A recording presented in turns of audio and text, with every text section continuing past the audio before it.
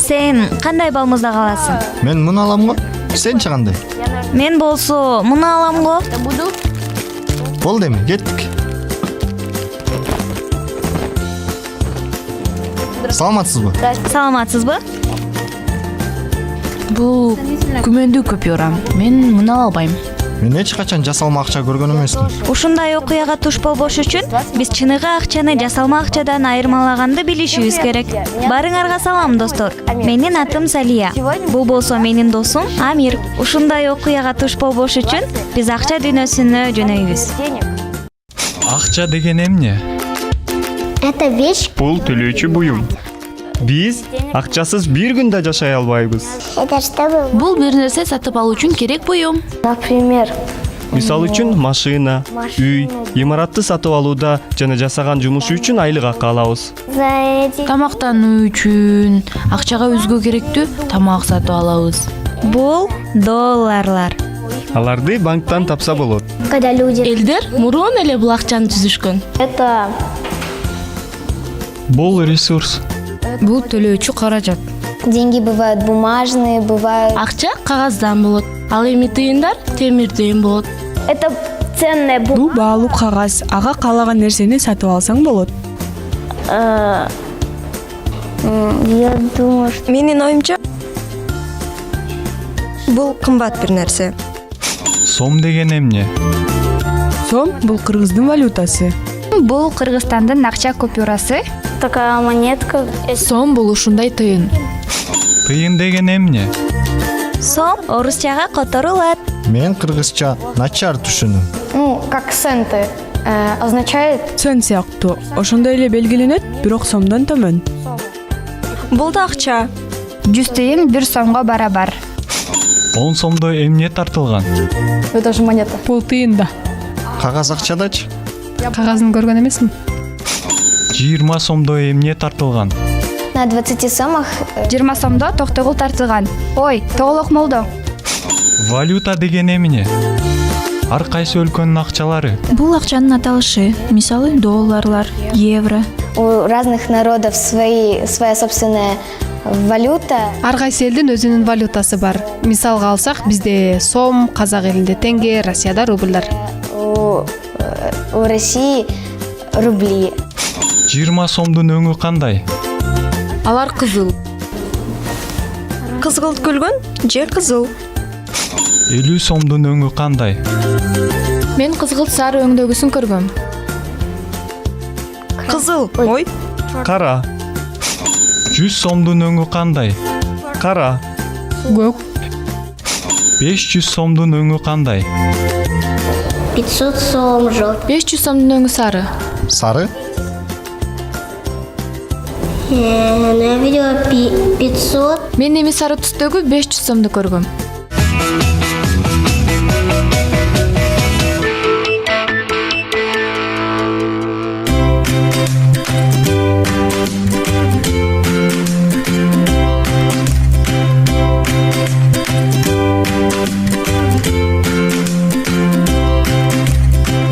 Амир кайда жүрөт болду экен? Мейли эми достор. Менин досум келгичекти мен азыр кайда жүргөнүбүздү айтып берейин. Бул биздин өлкөбүздүн башкы банкы. Аны Кыргыз Республикасынын улуттук банкы деп аташат. Улуттук банктын адистери биз менен өз билимдери менен бөлүшөт деп ишенем. Салам Салия. Салам достор. Кечиккеним үчүн кечирим сурайм. Карасаң, маршруткада мага кандай акча беришкен? Кандай? Кадимкидей эле болсо керек? Жок. Баракелде. Сен кандай ойлойсуң? Бул накта акчабы? Билбейм эми. Бул учурда бизге адистердин жардамы керек. Сен биздин суроолорго жооп алууга даярсыңбы? Кеттик анда. Мен аябай чарчадым. Эмнеге? Мен эшикти ачтым, сен болсо кирдиң. Саламатсызбы? Атым Салия. Мен билимдүү жашоо программасынан. Андыктан мен акча тууралуу баарын билгим келет. Улуттук банктын нумизматикалык музейине кош келгиле. Улуттук банктын музейинде мага илгери акча жок кезде адамдар жашаш үчүн өздөрүндө болгон баалуу нерселерин бири-бири менен алмашып турушчу экен деп айтып беришти. Бул негизинен каури ракушкалары, ар түрдүү буудайлар, жүндөр, малдар менен жаныбардын терилери жана башка көп нерселер болгон. Бул табигый алмашуу деп аталган. Например, у одного соседа было много овец. Мисалы бир кошунада койлору көп болсо, башкасында уну көп болгон. Анан алар сүйлөшүп алышып товарларын алмашышкан. Бул алмашуу бартер деп аталат. Эгерде мен азыр сизге саатымды берсем, сиз болсо мага билеригиңизди берсеңиз, Ооба, муну да бартер деп атаса болот. алмашууга биздин ата тегибиз асыл металлдарды да колдонгон. Такие серебряные копытца, так называемые. Бул күмүш такалар. Булар жамбы деп аталат. Мына булар 3 түрдүү. Алар баалуу металлдан күмүштөн даярдалган. О, Кудай, бул абдан оор го. Мен бир топ жеңил болсо керек дегем. Там есть это, всякие надписи там. Ал жерде ким чыгаргандыгы белгиленген жазуу бар. Кайсы уруу, кайсы каган. Ооба, булар абдан оор. Каган какой-то вот тяжелый, да. Менин оюмча, ыңгайсыз монета. Убакыт өткөн сайын адамдарга мындай көлөмдүү буюмдарды төлөм катары колдонууга оор болуп калды. Анан ошондо ыңгайлуу тегерек тыйындар пайда болду. Мына ушундай тыйындар Кыргызстан аркылуу өткөн улуу жибек жолунан табылган. И здесь мы видим очень разные монеты различных периодов. Бул жерде биз 7-чи кылымдан 15-18-чи кылымдарга чейинки ар кайсы убакыттагы ар түрдүү тыйындарды көрүп турабыз. Көрүп жатасыңбы? Алардын баары Кытайдын тыйындарынын прототиби. Ушундай тешикчелери бар. Бул тыйындардын баары Кыргызстандын бардык аймактарында айлантууда болгон. Адамдар ушундай тыйындарды каптар менен көтөрүп жүрүшкөн. Мисалы унга ошентип көтөрүп барып төлөшкөн экен. Бул тыйындар менен оор каптарды көтөрүп жүрүү абдан ыңгайсыз болгон. Ошондуктан адамдар эми акча алып келип беришип, анын ордуна колуна кайтарым кагаздарды ала башташкан. Ушинтип кагаз акчалар пайда болгон. Бул болсо рубль менен копейкалар. Булар менен биздин чоң аталарыбыз жана чоң апаларыбыз Советтер Союзу кулаганга чейин колдонушкан. Балким бул акчаларды биздин ата-энелерибиз көрүп колдонууга жетишип калса керек. Мурунку Советтер Союзунун арасынан биздин өлкө биринчилерден болуп өз акчасын чыгарган. 1993 жылы биринчи сомдор жана тыйындар жүгүртүүгө берилген. И мы за очень такой вот. Биз кыска мөөнөттө минималдуу коротуулар менен биринчи сомдорду чыгарганыбызга абдан кубанычтабыз. Первые кыргызские сомы. А силер билесиңерби, сом жана тыйын деген аталыш кайдан чыккан? Илгерки убакта кыргыздар табигый алмашууда боз тыйын чычкандын терисин көп колдонушкан. Аны тыйын чычкан деп аташкан. Ошондон улам тыйын деген аталыш пайда болуп, жана алмашуу монетасы катары бекем орноп калган. Сом деген аталыш болсо бизге түрк тилинен келген. Ал иштелбеген баалуу металл жана жыгачтын бөлүгүн билдирет. Убакыт менен алмашууда колдонулган баалуу металлдардын орой иштелип чыккан куюндусу дагы сом деген аталышка ээ болгон. Башында сомдор менен тыйындар кагаз болгон. Кийинчерээк тыйын түрүндө пайда боло баштады. Биз күндө колдонгон акчаларды Кыргызстандын улуттук банкы чыгарат. Айтмакчы, бул жылы улуттук валютабыз бүтүндөй 25 жашка толду.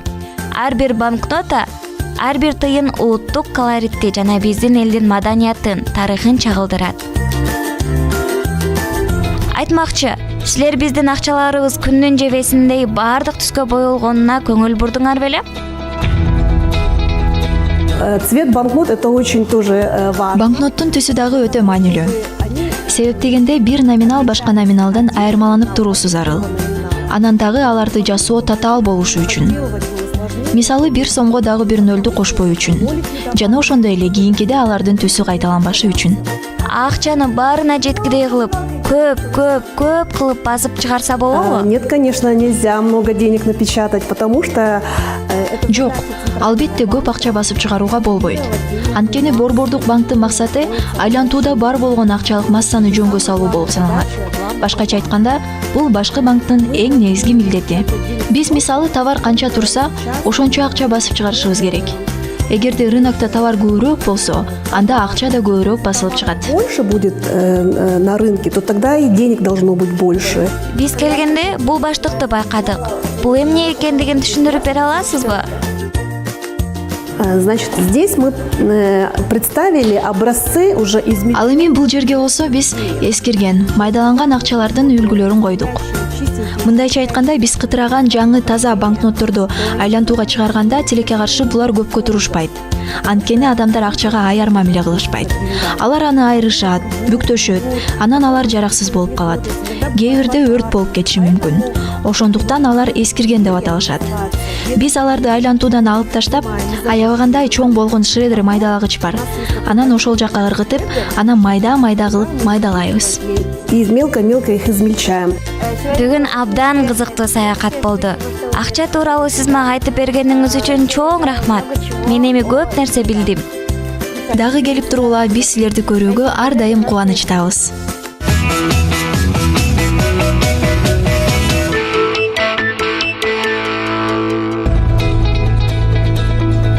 Төлөм каражаттарынын биринчи жасалмалары адамдар акча белгилерин колдонуп баштагандан мурун эле пайда болгон.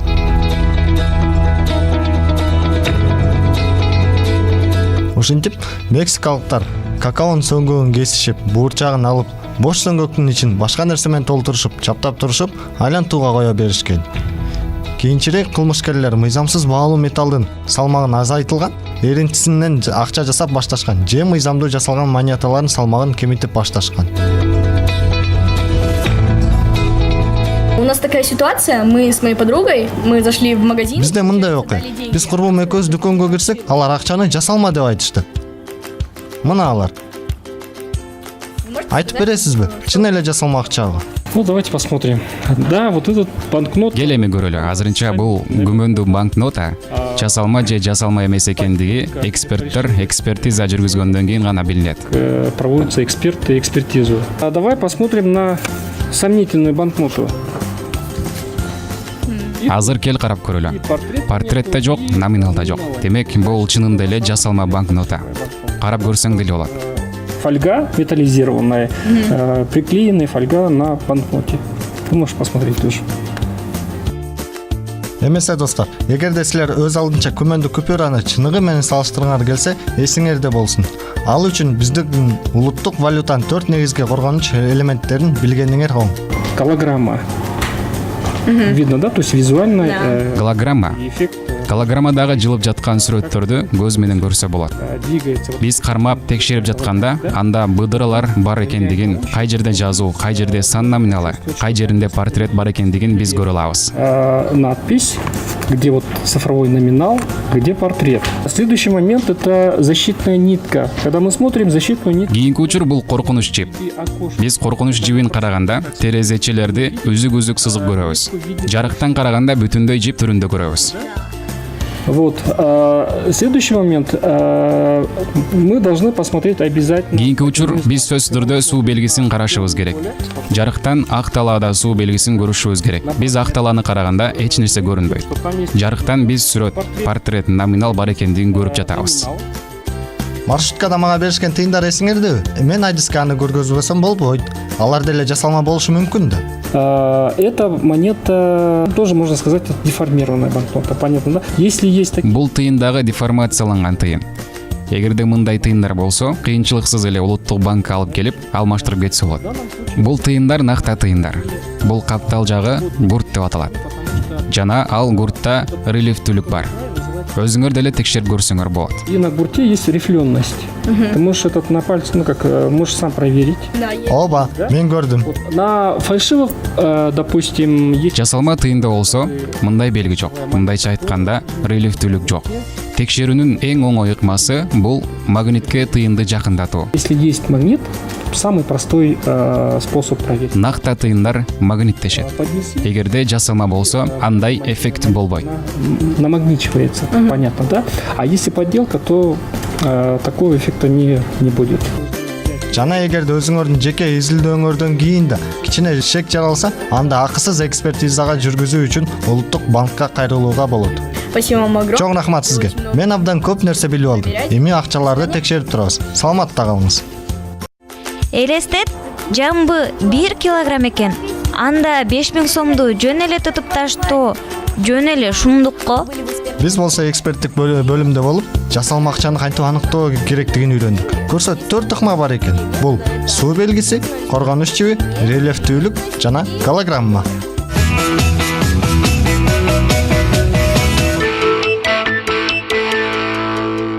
Бүгүн силерге биз менен кызыктуу болдуго деп ойлойм.